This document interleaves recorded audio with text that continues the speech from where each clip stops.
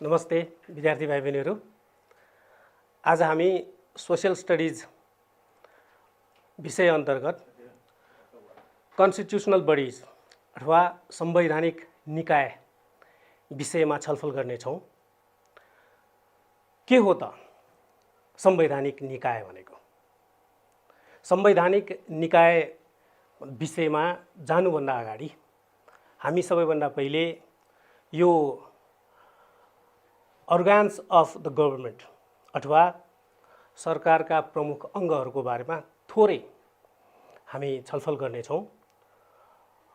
सरकारका प्रमुख अङ्गहरू जुन हामीले पहिलाको क्लासमा छलफल गरिसकेका छौँ, व्यवस्थापिका अथवा लेजिस्लेचर, कार्यपालिका एक्जिक्युटिभ अनि न्यायपालिका जुडिसियरी, यो तीनवटा अङ्गहरू प्रमुख अङ्गहरू हुन्। These three organs are main organs of the government. तर यो तीनवटा मात्रै अङ्गहरूले देश सञ्चालन गर्ने बेलामा पूर्ण रूपमा प्रभावकारी रूपमा सञ्चालन गर्नको लागि यो पुग्दैन। त्यसैले राज्यले संविधानमा अन्य निकायहरू, आवश्यक निकायहरूलाई यो संविधानमा व्यवस्था गरेको हुन्छ। त्यसैले संविधानमा व्यवस्था गरेका महत्त्वपूर्ण निकायहरूलाई हामी संवैधानिक निकाय भनेर भन्छौँ। जसरी हामीले भर्खरै कुरा गऱ्यौँ, व्यवस्थापिका भनेर जुन भन्यौँ, प्रमुख अङ्ग मध्येको एक अङ्ग व्यवस्थापिका लेजिस्लेचर, जसको मुख्य काम के भनेर भन्दाखेरि कानुनहरू निर्माण गर्ने, देश र जनताको लागि आवश्यक, जनताको हित भलाइका जति पनि पक्षहरू छन् सबैलाई समेटेर नयाँ नयाँ नियम कानुनहरू बनाउने र व्यवस्थापिकाकै अन्तर्गतको संसदबाट त्यसलाई अनुमोदन गर्ने, पास गर्ने, त्यसपछि कानुन बन्ने जुन प्रक्रिया छ, यो व्यवस्थापिकाको काम भयो।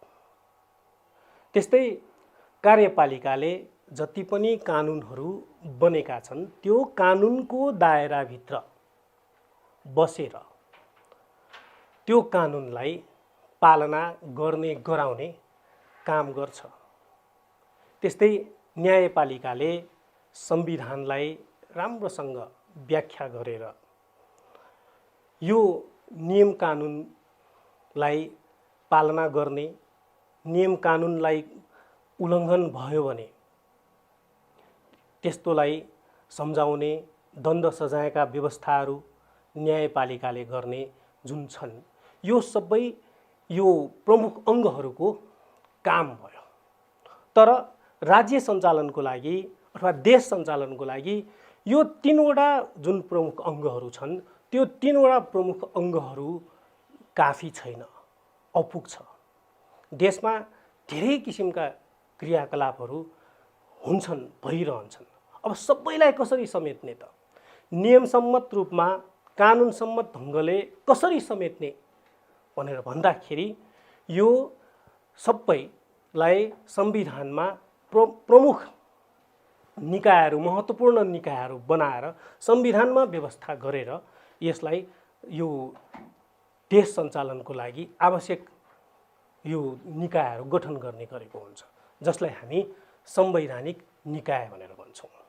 र यसलाई फेरि म एकचोटि तपाईँहरूलाई फेरि रिभाइज गर्न चाहन्छु।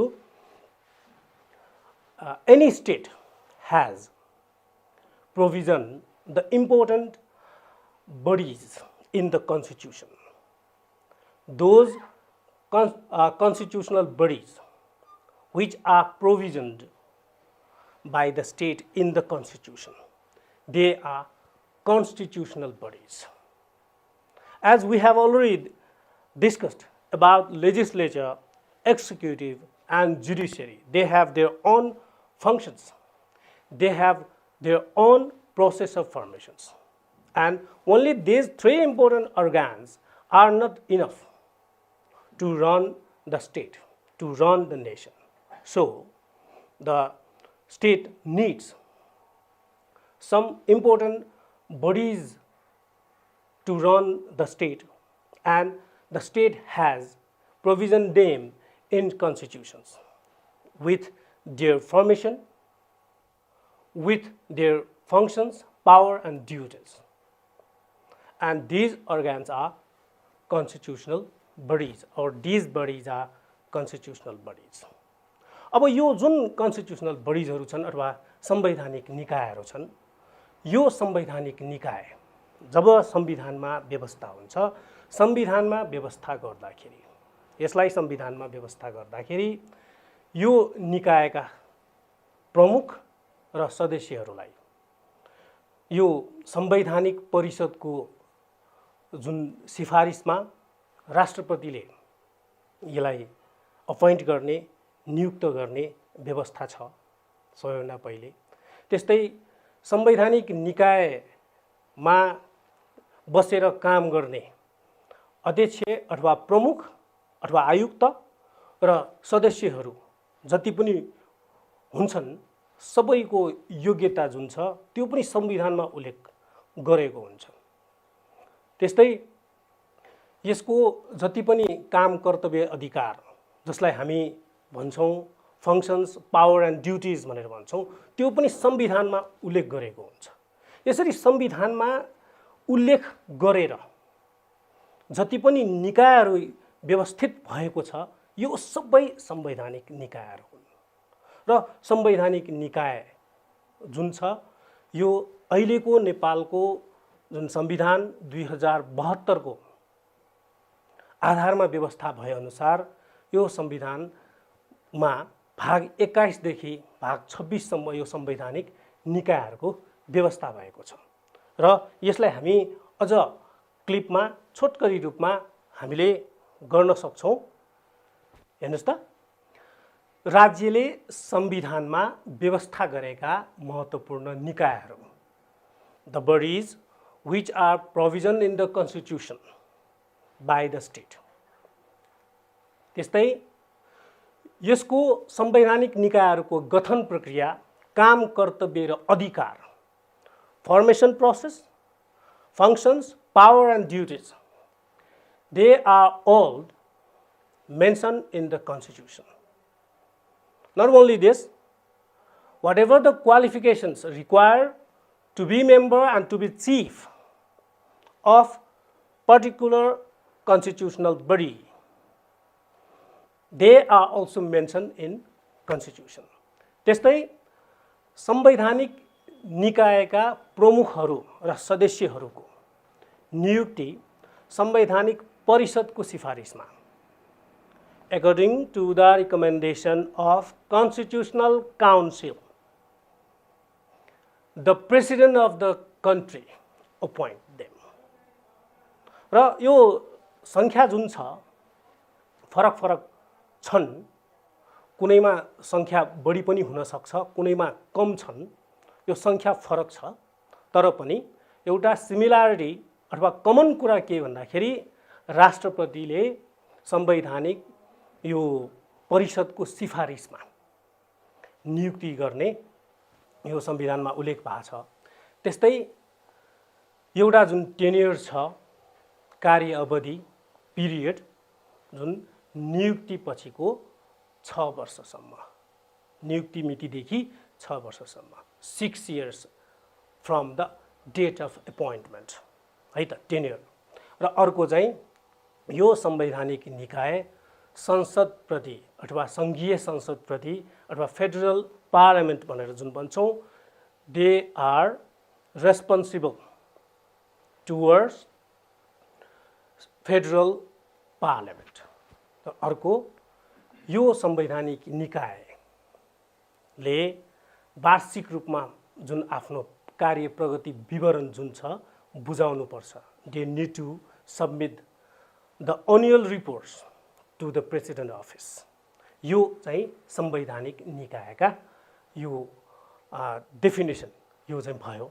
त्यस्तै अघि पनि मैले दोहोर्याएँ, in the constitution of 2072 from part 21 to 26, the provision of constitutional bodies is mentioned.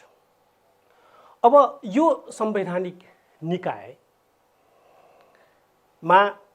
प्रमुख र सदस्य हुनको लागि के कस्तो क्वालिफिकेशन्स चाहिन्छ त? What are the qualifications required to be chief or member of constitutional body? हेर्नुस् त, सबैभन्दा पहिले he or she should be Nepali citizen. Nepal अथवा हाम्रो राज्यमा महत्त्वपूर्ण जति पनि पोस्टहरुमा बस्ने हो, काम गर्ने हो, सबैभन्दा पहिले त नेपाली नागरिक हुनु पर्यो. र यो कन्स्टिट्युसनल बडीजमा चिफ हुनलाई या मेम्बर हुनको लागि 45 years क्रस हुनुपर्छ अथवा he or she should be 45 years. अर्को,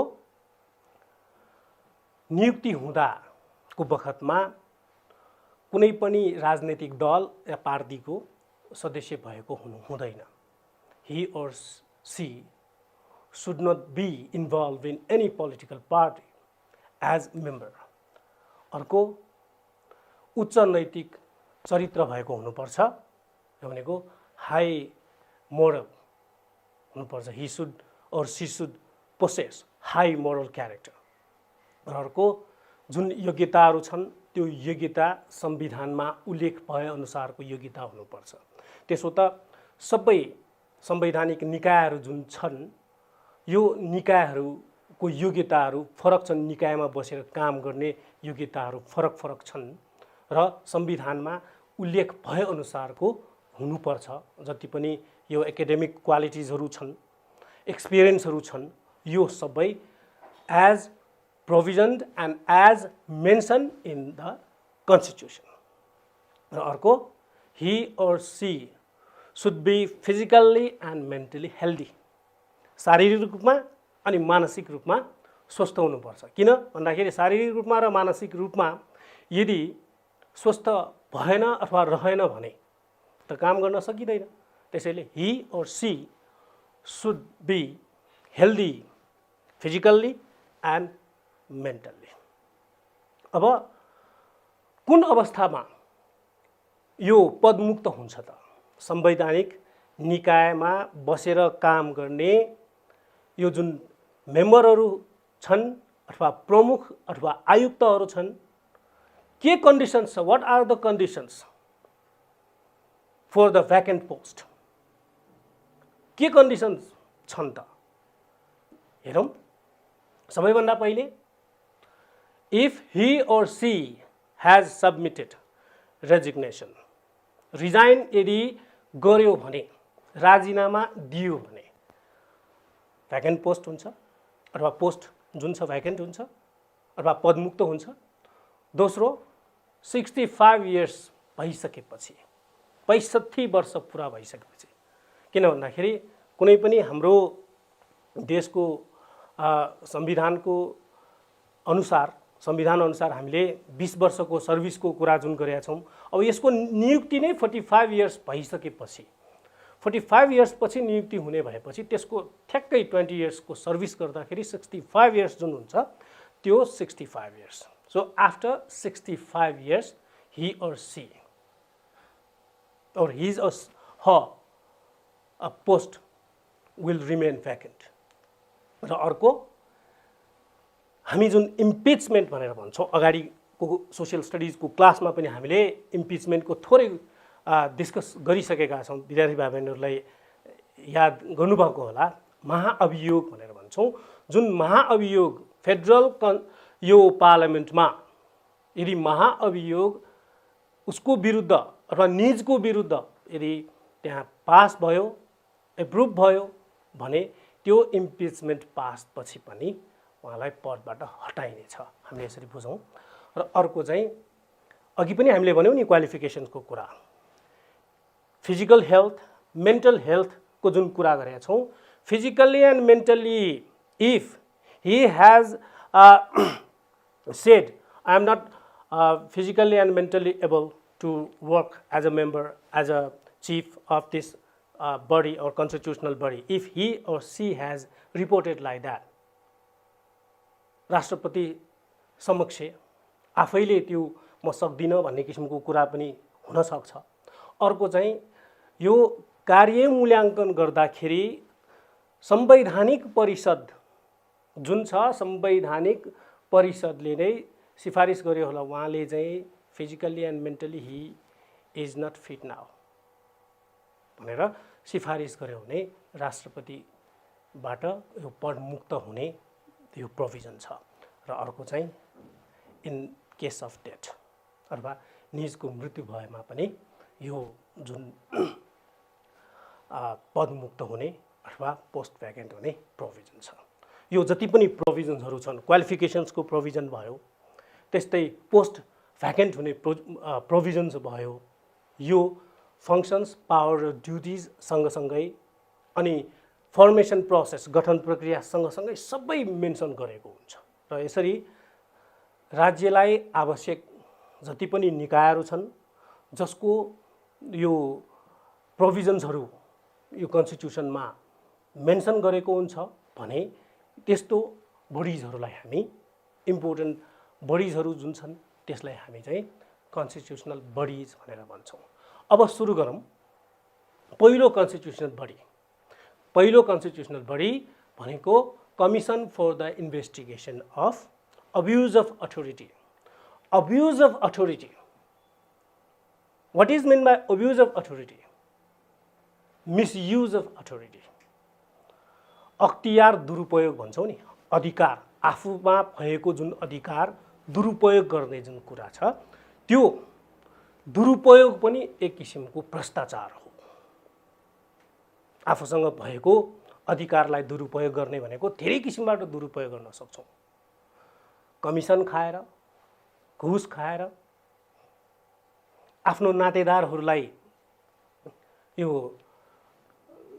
गलत प्रक्रियाबाट अथवा प्रक्रिया नै नपुर्याइकन आफ्नो नातेदारहरूलाई नियुक्ति गरेर, भर्ना गरेरदेखि लिएर धेरै किसिमबाट त्यो अख्तियारहरू दुरुपयोग भएको हुन्छ, जसलाई हामी भ्रष्टाचार पनि भन्छौँ। भ्रष्टाचारको एउटा स्वरूप हो। It is also abuse of authority is also a type of corruption. अब त्यस्तो जुन भ्रष्टाचार अथवा अख्तियार दुरुपयोग हो त्यसलाई अनुसन्धान गर्ने जुन आयोग छ यसलाई अख्तियार दुरुपयोग अनुसन्धान आयोग भनेर भन्छौँ। अब यो कसरी बन्छ त? संविधानमा यो अख्तियार दुरुपयोग अनुसन्धान आयोग जुन छ त्यो आयोगको फर्मेसनमा के मेन्सन गरेको छ कन्स्टिट्युसनमा? हेरौँ त कन्स्टिट्युसनमा उल्लेख भएका कुरो। सबैभन्दा पहिले यो अहिलेको कन्स्टिट्युसनको पार्ट 21 मा मेन्सन गरेको छ। It is mention in the 21 of the present constitution. It means CIA. In short form we say, it is very easy for us to keep in our mind CIA. CIA means Commission for the Investigation of Abuse of Authority. यो चाहिँ 21 पार्टमा। अर्को 4 commissioners, member commissioners and chief commissioner one chief commissioner, altogether 5 members are here. Next one, यो अघि पनि भनिसके मैले, के त भन्दाखेरि नियुक्ति मितिले 6 वर्ष। अब यसको सिमिल्यारिटिज भन्दा पनि अथवा क्यारेक्टरिस्टिक्स भनेर भन्ने पनि एउटा कुरा के त भन्दाखेरि सबै यो कमिश्नर्सहरू या मेम्बर्सहरू, चिफ जति पनि छन् संवैधानिक निकाय, फरक फरक संवैधानिक निकायमा जति पनि काम गर्ने हो सबैको नियुक्ति मिति चाहिँ 6 वर्ष। र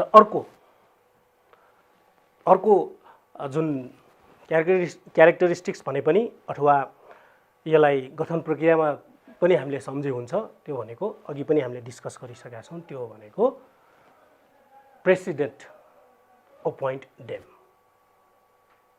President appoint them after the recommendation of Constitutional Council.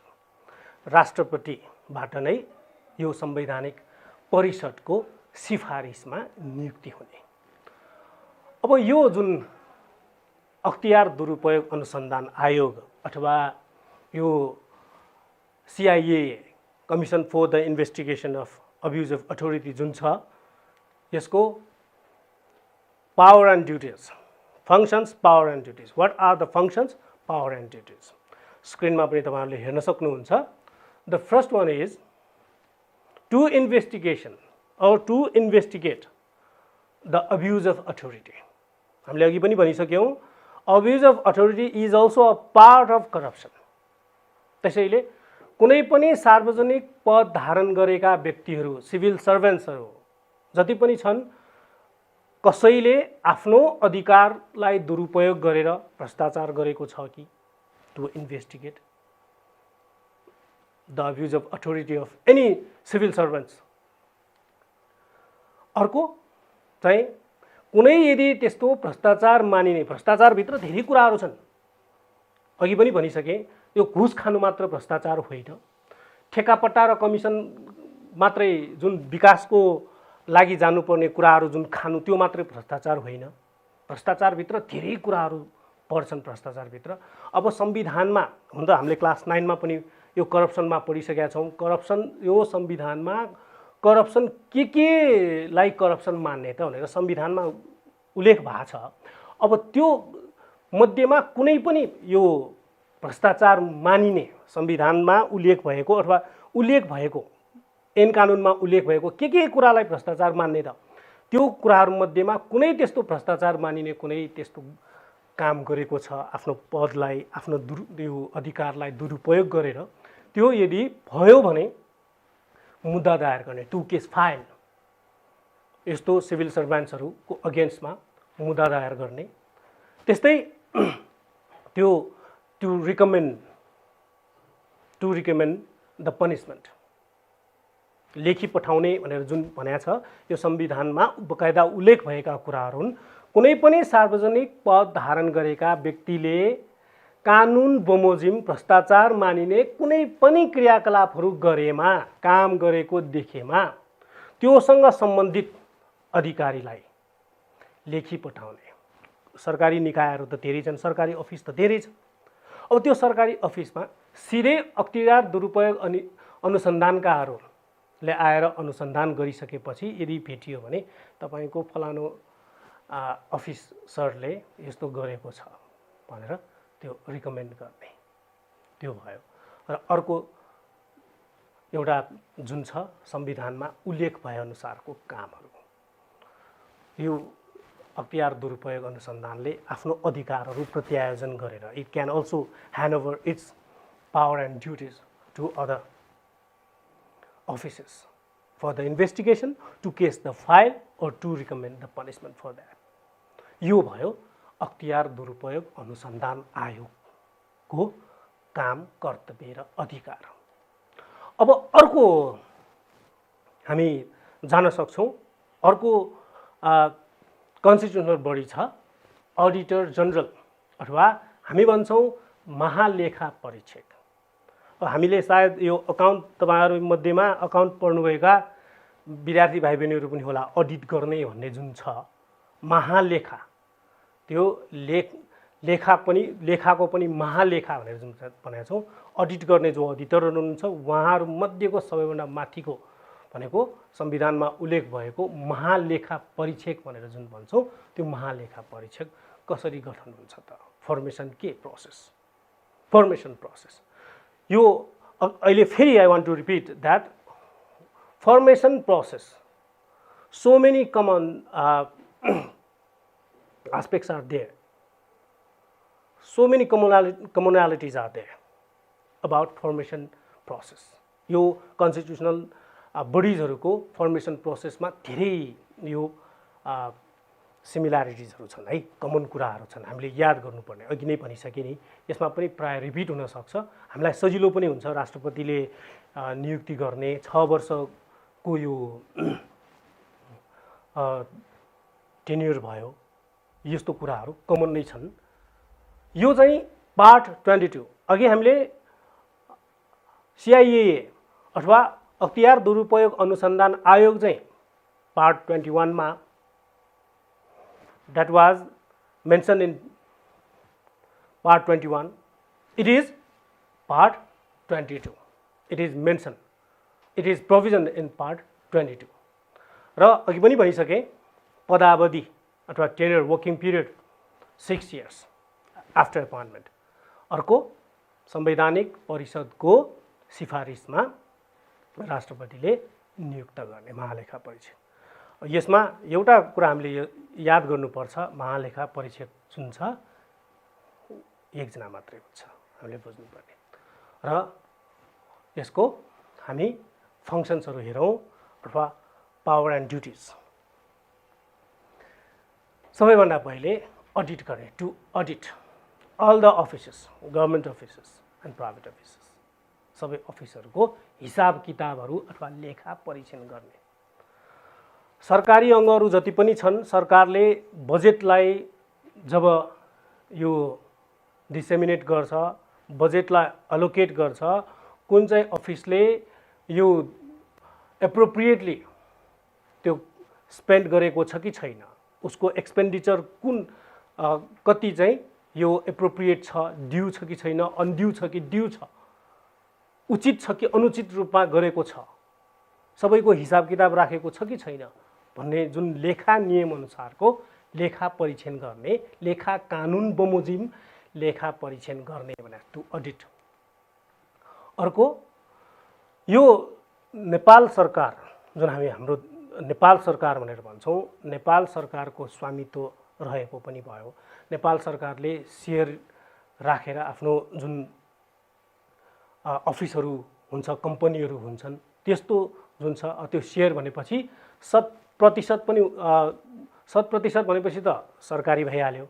50% वा त्योभन्दा बढी सेयर र जायज जत्थामा नेपाल सरकार वा प्रदेश सरकारको स्वामित्व भएको सङ्गठित संस्थाहरू, अफिसहरू यदि छन् भने त्यस्तोको पनि लेखा परीक्षण गर्नको लागि लेखा परीक्षक नियुक्ति गर्ने। अब महालेखा परीक्षकले नै भयभरको सबैको त गर्न भ्याउँदैन, अनि यो अवस्थामा चाहिँ नियुक्ति गर्ने, to appoint the auditor to audit the account. र अर्को चाहिँ लेखा सम्बन्धी यो कागजपत्रहरू हुन्छन्। अब यदि अकाउन्टको स्टुडेन्ट्सहरूलाई थाहा हुन्छ, जस्तै खर्च जुन छ त्यो खर्च गर्दाखेरिको आधार भनेको के त, what is the base of expenditure, आधार के भनेर भन्दाखेरि बिल, रिसिप्ट।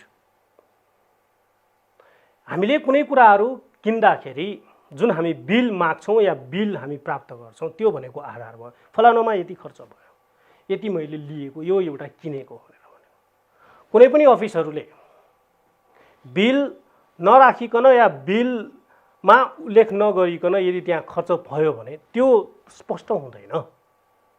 त्यो एक्सपेन्डिचरलाई हामी यो ड्यू मान्दैनौँ, एप्रोप्रिएट मान्दैनौँ अथवा लिगल मान्दैनौँ। अकाउन्टले यही भन्ने हो। त्यसैले त्यस्ता त्यो हिसाब किताब हेर्ने बेलामा, लेखा परीक्षण गर्ने बेला त्यो सबै कागजपत्रहरू, त्यो खर्च अनुसारको जुन हेर्न पाउने अडिटरले त्यो सबै माग्ने हो। र अर्को चाहिँ एउटा जुन मोडालिटी, प्यारामिटर अथवा स्ट्रक्चर जुन तयार गरेको छ ढाँचा, अकाउन्टको नियमअनुसार जुन छौँ, डेबिट क्रेडिट भने जस्तै जुन भन्छौँ ब्यालेन्स सिटहरू, त्यो महालेखा परीक्षकको पनि छुट्टै महालेखा परीक्षकबाट अथवा महालेखा परीक्षकको कार्यालयबाट त्यो प्रकाशित हुन्छ। अब त्यो निश्चित ढाँचा जुन छ त्यो अनुसार गर्ने गराउने हिसाब किताबहरू त्यो अनुसार राख्ने एउटा, र त्यो ढाँचालाई त्यो मोडालिटी अथवा त्यो जुन प्यारामिटर छ त्यो प्यारामिटरलाई यो एसर्टेन गर्ने एउटा भयो। यो चाहिँ सबै लेखा परीक्षक अथवा महालेखा परीक्षकको काम, कर्तव्य, अधिकार, फङ्सन्स, पावर एन्ड ड्युटिज भयो। अब हामी अर्को कन्स्टिट्युसनल बडीतर्फ जाउँ, त्यो भनेको पब्लिक सर्भिस कमिसन, नेपालीमा हामी भन्छौँ लोक सेवा आयोग। अब यसको पनि गठन प्रक्रियामा धेरै कमन कुरा छ। सबैभन्दा पहिले यो अघि हामीले भन्यौँ CIAA पार्ट 21, त्यस्तै अडिटर जनरल पार्ट 22 भने जस्तै पब्लिक सर्भिस कमिसनको जुन प्रोभिजन छ त्यो कन्स्टिट्युसनको पार्ट 3 मा मेन्सन भएको कुरो भयो। सबैभन्दा पहिले it is mention in part 23 in the present constitution र यसमा चाहिँ एकजना chairperson, 1 chairperson and 4 other members. Provision of a chairperson and 4 other members. र सबै सदस्यहरू along with the chairperson tenure is 6 years.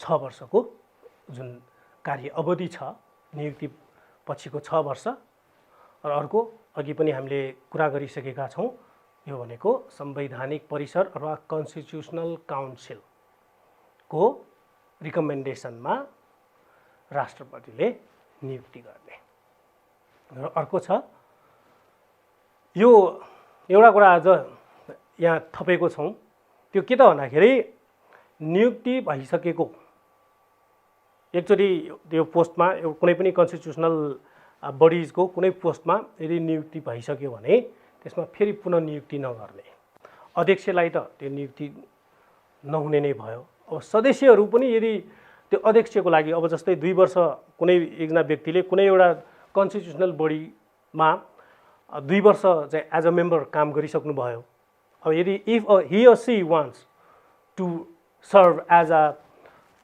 chairperson or commissioner, chief commissioner, he or she can, तर पहिला उहाँले जति वर्ष काम गर्नुभएको त्यो चाहिँ गणना हुन्छ है।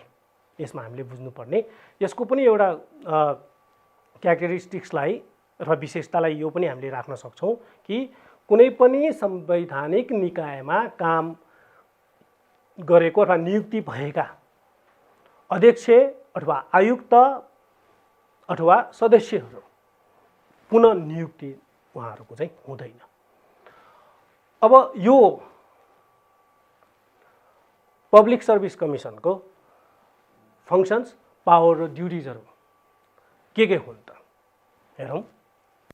सबैभन्दा पहिले निजामती सेवाको पदमा नियुक्तिको लागि उपयुक्त उम्मेदवार छनौट गर्न परीक्षा सञ्चालन गर्ने, to conduct examination, to appoint, to select the civil servants है त। I want to repeat once again, to conduct examination for the selection of civil servants.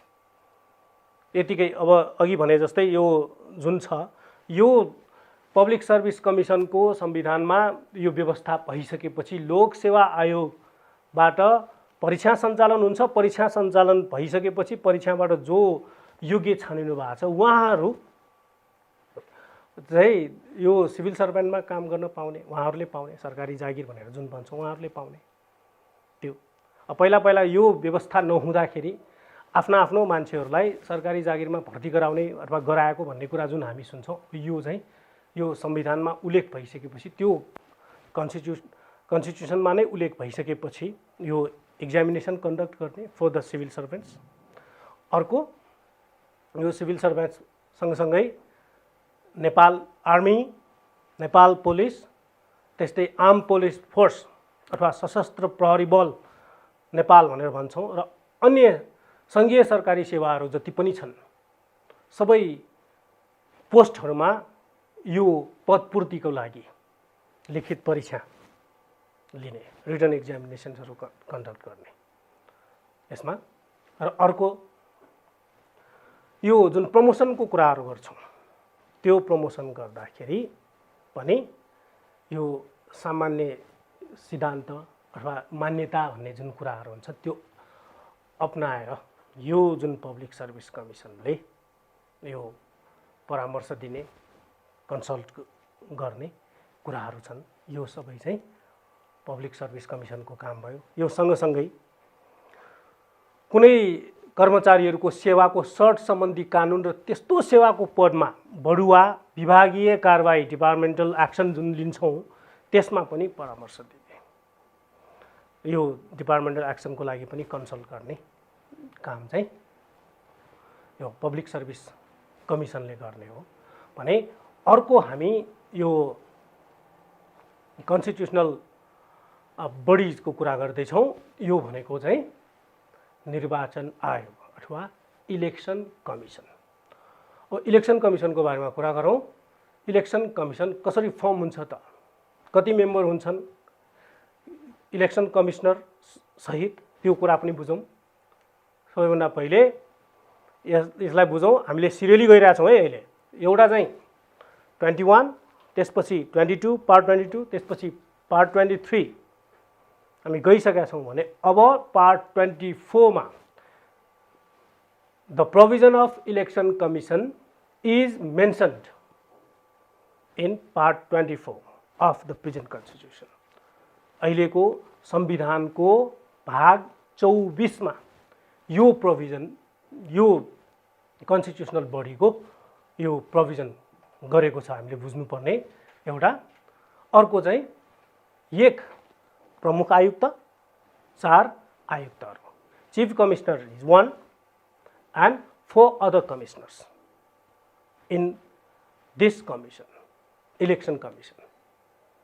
र अर्को चाहिँ यो पनि अघि नै हामीले गरिसकेका छौँ, यो कमन कुराहरू नै हो कि नियुक्ति मितिले 6 वर्ष अथवा यो 6 years after appointment or from the date of appointment।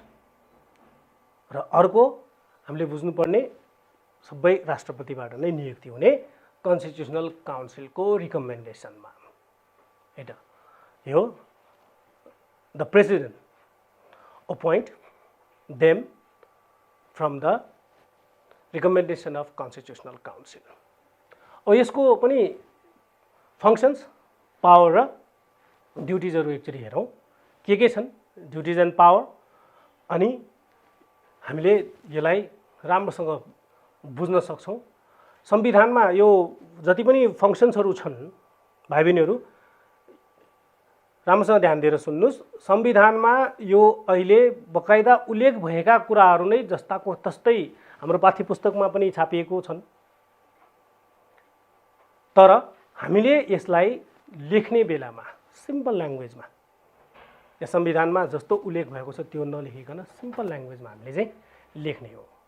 हामीले संविधान र संघीय कानुनको अधीनमा रही राष्ट्रपति, उपराष्ट्रपति, संघीय संसदका सदस्य, प्रदेश सभाका सदस्य, स्थानीय तहका सदस्यहरूको निर्वाचनको सञ्चालन गर्ने भनेपछि to conduct election of all the levels, to conduct the elections of president, त्यस्तै भाइस प्रेसिडेन्ट, त्यस्तै फेडरल पार्लियामेन्ट मेम्बर्स, त्यस्तै प्रोभिन्सियल अथवा स्टेट मेम्बर्सहरू, पार्लियामेन्ट मेम्बर्स र लोकल बडिजहरूको सदस्यहरू निर्वाचित गर्नको लागि टु कन्डक्ट इलेक्सन।